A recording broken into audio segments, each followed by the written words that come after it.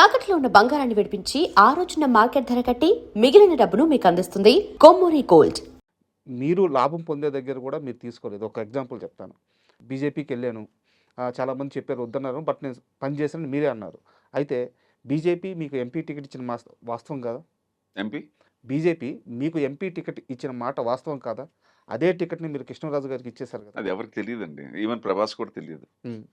చెప్పుకోను. యాక్చువల్గా ఏంటంటే ఆ టికెట్ ఇవ్వటం కాదు. ముందు మీకే కదా ప్రపోజల్. 1998 కృష్ణరాజు గారిని ఆలయ నరేంద్ర అని ఒక ఉండేవాడు, ఒక ఆయన ఎంపీ చేసేవాడు. ఆల్ నరేంద్ర గారు తెలుసు. ఆయన టైగర్. అవును. నన్ను చోటా టైగర్ అని పిలిచేవాడు.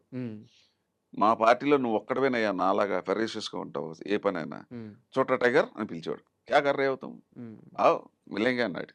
కలిశాను. ఏమయ్యా నువ్వు మా తెలంగాణ బిడ్డ అనుకున్నాను, కరెక్టే, నువ్వు ఇక్కడే, కానీ కృష్ణరాజుని నువ్వు తీసుకురావాలి సినిమా ఇండస్ట్రీకి అన్నాడు.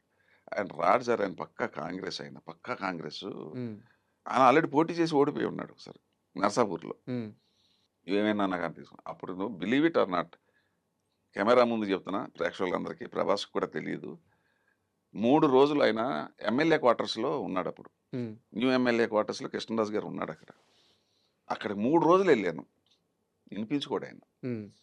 లేదయ్యా నాకేంటి ఏదో చెప్పు పాపం. ఆయన ఏంటి కాంగ్రెస్ వదిలిపెట్టి రావటం ఇష్టం లేదు పాపం, ఆయనకి వేరే ఉద్దేశం లేదు ఆయనకి. నేను చెప్పాను రాబోయే కాలంలో ఇండియాలో బీజేపీ, నేను జాయిన్ అయినప్పుడు బీజేపీలో ఇద్దరు ఎంపీలు, ఒక ఆయన హనుమకొండ, ఇంకొక ఆయన ఉత్తరప్రదేశ్లో, ఇద్దరే ఎంపీలు ఉన్నారు.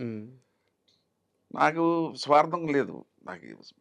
అటువంటిది 2098కి వచ్చేటప్పుడు కొద్దిగా బెటర్ అయింది. అయోధ్యది గొడవ, బాబ్రీ మసీద్ ఇవన్నీ. నా మాట ఏంటంటే సార్, నాకు పొలిటికల్గా నేను బాగా అనాలిసిస్ చేయగలను, మీకు ఫ్యూచర్ ఉంటుందంటే సరే అని చెప్పి మొత్తానికి ఒప్పుకున్నాడు. పార్టీకి ఆఫీస్కి తీసుకెళ్ళి పరిచయం చేశాను, ఒప్పించాను. ఒప్పించిన ప్రాబ్లం ఏంటంటే ప్రెస్ మీటింగు గుంటూరులో పెడతానంటాడు. ప్రెస్ మీటింగు అద్వానీ గారు వస్తారయ్యా, గుంటూరులో పెడితే ఆ జనాల మధ్యలోంచి వచ్చి అక్కడ జాయిన్ అవుతాను.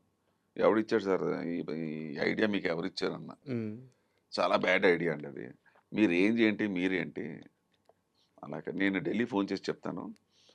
ఢిల్లీకి వెళితే ఇక్కడైతే గుంటూరు ప్రజలు తెలుగు ప్రజలే, తమిళోడు, కన్నడోడు, హిందీోడు మీ గురించి రాయరు.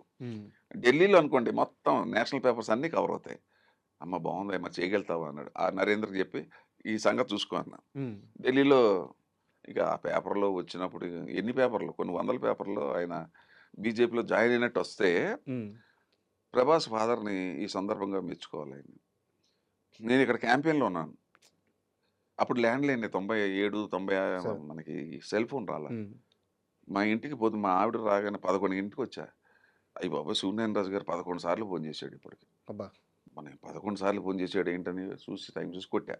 ఆయన మెలుగు ఉన్నాడు. ఆయన శివకృష్ణ నువ్వంటే ఏంటో ఇప్పుడు తెలిసింది, మా కుటుంబం నీకు రుణపడిపోయి ఉందయ్యా, ఇంతకు మించి నేను చెప్పలేను అన్నాడు. ఈ మాట మాత్రం మహానుభావుడు చచ్చిపోయి అక్కడ ఉంది. ఈ మాట ఆయన నోటంటే అన్నాడు. నువ్వు ఇచ్చిన ఐడియా గొప్ప కాదు, అసలు ఢిల్లీలో తీసుకెళ్ళి మాకు నీ రుణం ఉంచుకోలేము, నీ రుణం తీసుకోలేమయ్యా అన్నాడు. ఇది అయిపోయిన తర్వాత ఎంపీ సీటు ఇక నన్నేమో పార్టీ వాళ్ళు చెప్పింది, ఇన్నేళ్ళ నుంచి ఉన్నావు, నువ్వే సీనియర్, ఎక్కడ దగ్గర నుంచి పోటీ చేయి, మీ ఫాదర్ అటు నర్సాపూర్ అంట కదా, అటు సైడ్ అంట కదా, మీకు మంచి వెయిట్ ఉందంట కదా, అక్కడ ఉంది, ఇక్కడ తెలంగాణలో కూడా మేడ్చల్లు అంటే సరే చేద్దాం అనేటప్పటికి కృష్ణరాజు గారు మరి నేను ఎక్కడి నుంచి పోటీ చేయాలన్నాడు. నేను అక్కడ పోటీ చేసి ఓడిపోయిన అక్కడి నుంచే చేస్తాను అన్నాడు. చేయండి అయితే నన్ను. అయితే కానీ కృష్ణరాజు గారు కూడా చాలా గొప్పడు. ఆయన పిలిచి ఏమయ్యా సారీ, ఆ సీట్ నీది కదా, నువ్వు కదా నన్ను పార్టీలోకి తీసుకొచ్చావు, నేను అడగటం తప్పు కదా అన్నాడు. మీరే చేస్తే కరెక్ట్ అండి, మీ మీద ఆల్రెడీ సింపతి ఉంది, మీరు ఇక్కడ. ఆయన అక్కడ పుట్టి పెరిగాడు, నేను అక్కడ పుట్టడం కానీ నేను పెరగలేదు. అక్కడ హైదరాబాద్లో పెరిగాడు. నాదంతా కంప్లీట్ తెలంగాణ అన్నది, కంప్లీట్ అల్వాలు, నాది కంటోన్మెంట్ ఏరియా. నాకు అసలు మా ఊరే తెలియదు నాకు అసలు. బట్ వాళ్ళకో చరిత్ర ఉంది, మొగల్తూరు, కోట. ఆయన అక్కడ చదువుకోవటం, ఎస్ఎల్సి, పియూసీ చదవటం, హీరో అవ్వటం, ఆయన మళ్ళీ అక్కడ హీరో నుంచి మళ్ళీ పోటీ చేయడం అన్నీ ఉన్నాయి. ఆయన ఒకటి ఉంది కదా, నాకన్నా చాలా పెద్ద హీరో కదా. మీరే చేయండి సార్. నేను అక్కడ అనాలిసిస్ చూశాను తప్ప నేను ఆయన నిలబెట్టా. ఆయన లేదా నేను పోటీ చేయాలి, మీరు అన్నది కరెక్ట్.